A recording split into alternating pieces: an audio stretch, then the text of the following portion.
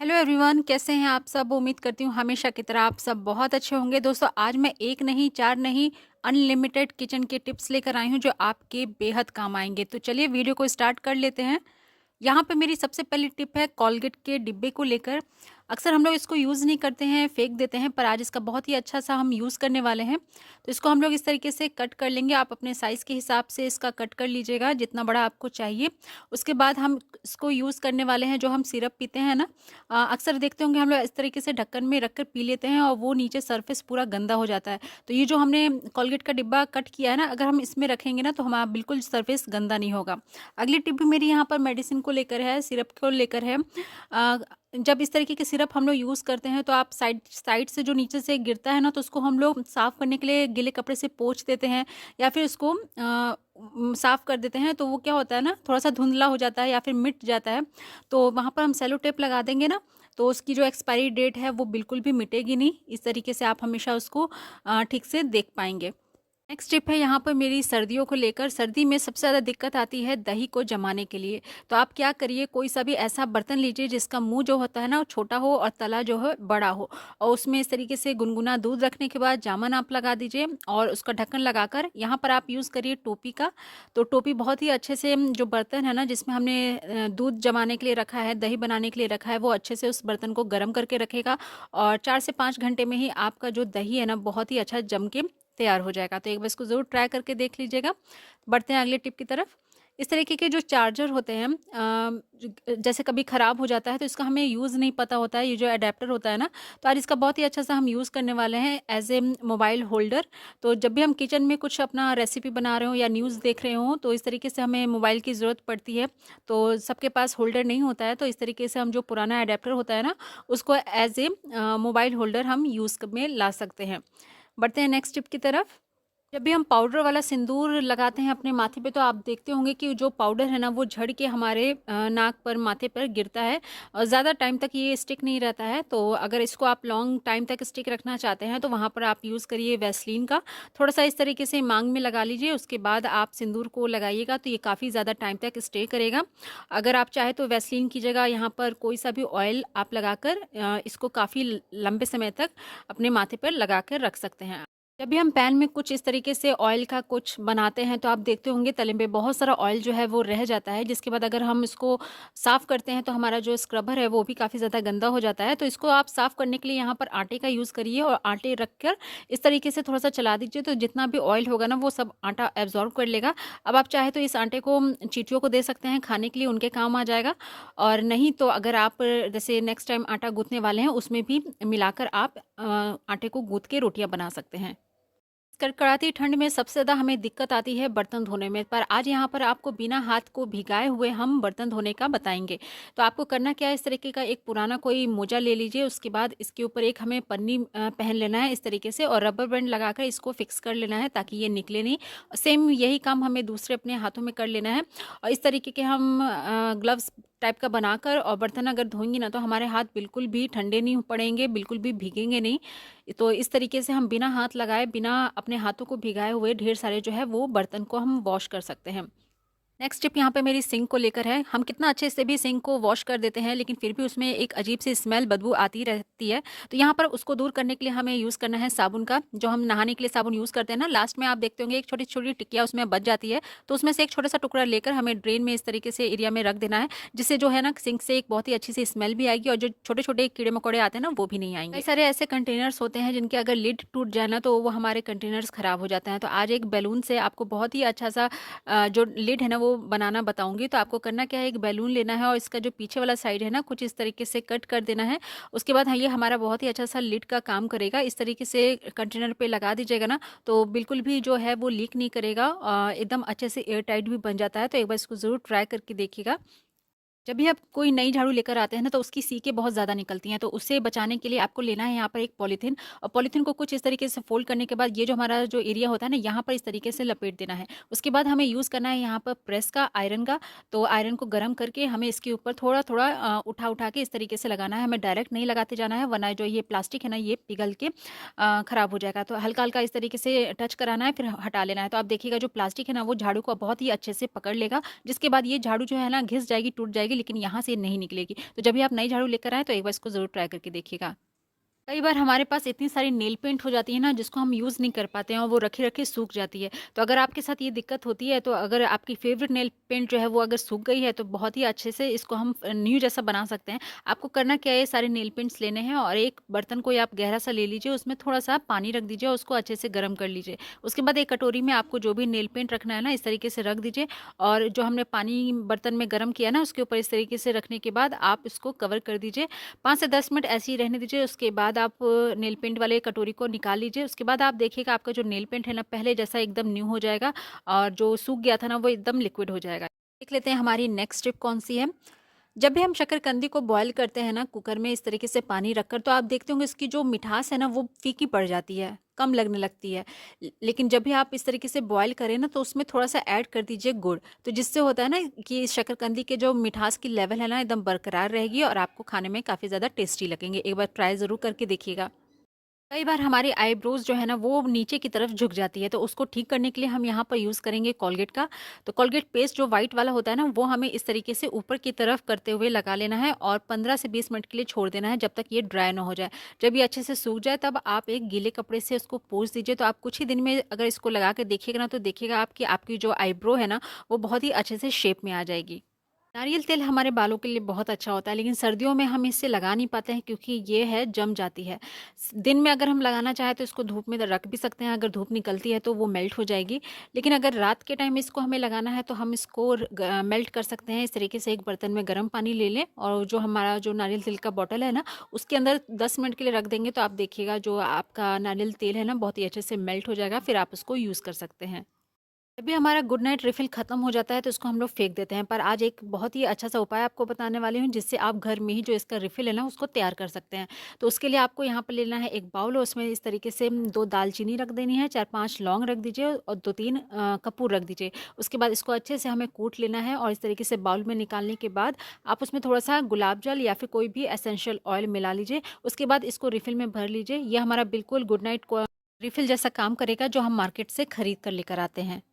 इस तरीके के हमारे घर में बहुत सारे कपड़े होते हैं, कॉटन के हों या किसी भी फैब्रिक के, जिनको हम यूज़ नहीं करते हैं। तो छोटे-छोटे पीसेज़ में आप इसको कट कर लीजिए और एक जगह आप किसी भी कंटेनर में रख लीजिए। ये हमारे बहुत काम के आता है। किचन में हम कभी भी जैसे खाना बनाते हैं या कोई काम करते हैं तो कुछ ना कुछ गिर ज़रूर जाता है, कभी ऑयल गिर जाता है, कभी हल्दी गिर जाती है, जिसको साफ़ करने के लिए हम जल्दी से क्या करते हैं, किचन टॉवल को यूज़ कर लेते हैं, जिसकी वज़ह से हमारा जो किचन टॉवल है ना वो भी गंदा हो जाता है। तो उसकी जगह अगर हम ये छोटे-छोटे टुकड़े जो हमने कट करके रखे हैं ना पुराने कपड़ों के, उनको यूज़ करेंगे ना, तो हमारा किचन टॉवल भी गंदा नहीं होगा और ये हमारे पुराने कपड़े जो हैं उनका भी यूज़ हो जाएगा। कई बार हमारे पास इस तरीके की जो क्रीमी लिपस्टिक होती है ना, वो नहीं होती है। मैट लिपस्टिक हमारे पास है, लेकिन हमें उसको बनाना है क्रीमी। तो आप यहाँ पर यूज़ करिए वैसलीन का।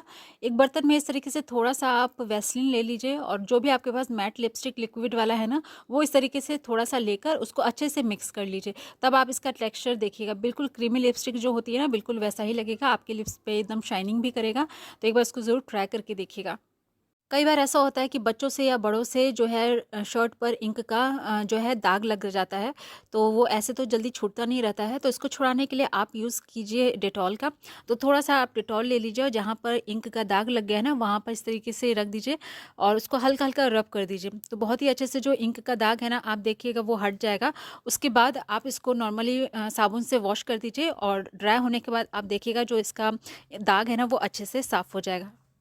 नेक्स्ट टिप यहाँ पर मेरी आटे को लेकर है। कई बार होता है कि हमें थोड़ा-सा आटा मिलाना है और अगर हम किसी छोटे बर्तन में उसको गूँथना चाहते हैं, तो इस तरीके से छलनी से अगर चालते हैं ना, तो साइड में वो पूरा गिर जाता है। तो उसके लिए आप जो ये चाय छन्नी होती है ना, आप इसका इस्तेमाल कीजिए उसको चालने के लिए और गिलास की मदद से इस तरीके से अगर चालिएगा ना, तो बहुत ही आसानी से छोटे से छोटे बर्तन में भी वो चल जाएगा। अच्छा, यहाँ पर हमें आटा गूँथने के लिए जैसे पानी का यूज़ होता है। कई बार ऐसा होता है ना कि हम पॉलीथीन ये लेकर आते हैं, जो ऑयल का पैकेट होता है, तो इसको हम लोग ट्रांसफ़र कर लेते हैं, लेकिन बहुत सारा ऑयल इसमें बच जाता है। तो इसको आप क्या करिए, यूज़ कर सकते हैं। तो इसके अंदर हमें थोड़ा-सा आटा रख देना है और हल्का-हल्का पानी रखना है और उसके बाद इस तरीके से एक चार्जर ले लीजिए या हाथों से ही अगर आपको ठीक लगे इस तरीके से आप गूँथिएगा ना, तो बहुत ही अच्छे से वो बिना हाथ लगाए गूँथ भी जाता है और जो इसके अंदर का जो ऑयल है ना, वो भी हमारा यूज़ में आ जाता है। तो यहाँ पर आपको निकाल के दिखाती हूँ, आटा जो है ना बहुत ही अच्छे से सॉफ्ट भी गूँथ चुका है। अभी सर्दियों के टाइम है तो इसमें जो है ना खाना बहुत जल्दी ठंडा हो जाता है। कई लोग होते हैं कि इस तरीके के पॉट में खाना रखना पसंद करते हैं, लेकिन एक टाइम के बाद वो भी ठंडा हो जाता है। तो इसको ज़्यादा टाइम तक गर्म रखने के लिए आप कैसरोल में क्या करिए, थोड़ा-सा ज़्यादा गर्म पानी रख दीजिए और 10 से 15 मिनट के लिए इस तरीके से रहने दीजिए। उसके बाद इसमें जो भी आप खाना रखिएगा ना, बहुत ज़्यादा टाइम तक जो है वो गर्म रहेगा। चावल एक ऐसी चीज़ है जिसको अगर हम लंबे समय तक स्टोर करके रखते हैं ना, तो उसमें कीड़े लग जाते हैं, घुन से लग जाते हैं, जाले से पड़ जाते हैं। तो अगर आप कभी चावल जैसे घर में है और आप कहीं बाहर जा रहे हैं, तो आप एक काम करिए, उसमें आप थोड़ा-सा मिला दीजिए नमक। तो नमक इस तरीके से रखने के बाद आप चावल को अच्छे से मिला दीजिए और ऊपर की जो सतह है ना, आप वहाँ पे भी थोड़ा-सा नमक रख दीजिए। उसके बाद आप लिड लगा दीजिए। आप देखिएगा जो आपका चावल है ना, बहुत लॉन्ग समय तक स्टे रहेगा, बिल्कुल भी वो खराब नहीं होगा। कई बार ऐसा होता है कि हमारे चावल में जो है वो कीड़े लग चुके हैं, घुन लग चुका है, तो उसको हम कैसे निकालें? तो उसके लिए भी एक बहुत ही सिंपल सी ट्रिक है। आप ले लें यहाँ पर कोई भी बर्तन और इस तरीके से बर्तन को है ना चावलों के बीचों-बीच रख दीजिए और इसके बाद हमें यहाँ पर लेना है विनेगर। थोड़ा-सा विनेगर आप जो हमने बर्तन लिया ना उसमें रख दीजिए, उसके बाद आप इसका लिड लगा दीजिए। देखिएगा जितने भी घुन अगर लगे होंगे ना वो सब निकल के बाहर आ जाएँगे, साइड में आ जाएँगे, जिसके बाद इसको क्लीन करना तो बहुत आसान भी होगा। और अगर आप कहीं बाहर जा रहे हैं और इस तरीके से चावल घर में रख के जा रहे हैं, तो ये आप करके भी जा सकते हैं, जिससे जो है चावल में बिल्कुल भी घुन और जाले नहीं पड़ेंगे। नेक्स्ट टिप देखते हैं। कई बार हम लोग ऐसे नाइफ से है ना कुछ कटिंग करते हैं, चॉपिंग करते हैं, तो ये हाथ से ना स्लिप होती रहती है, इसका ग्रिप जो है वो बन नहीं पाता है। तो ग्रिप बनाने के लिए आप यहाँ पे यूज़ करिए रबर बैंड का, जो मिठाई के बॉक्स वगैरह में रबर मिलते हैं ना, तो ऐसे वाले रबर आप रखा करिए इसको बचाकर। जैसे बहुत सारी चीज़ों में ये हमारे काम आता है, तो इस तरीके से जो हैंडल वाला पार्ट है ना वहाँ पर आप लगा दीजिए।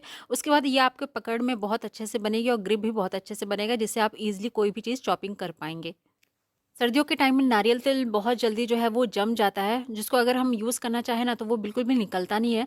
तो धूप के टाइम में हम इसको धूप में रख देते हैं, जिससे वो मेल्ट हो जाता है। लेकिन अगर हम रात के टाइम इसको लगाना चाहें तो इसको हम गर्म पानी में इस तरीके से 5 मिनट के लिए अगर रख देंगे ना तो वो बहुत ही अच्छे से मेल्ट हो जाता है, जिसके बाद आप इसको ईज़िली यूज़ में ला सकते हैं। तो यहाँ पर जो है नारियल तेल बहुत अच्छे से मेल्ट हो चुका है।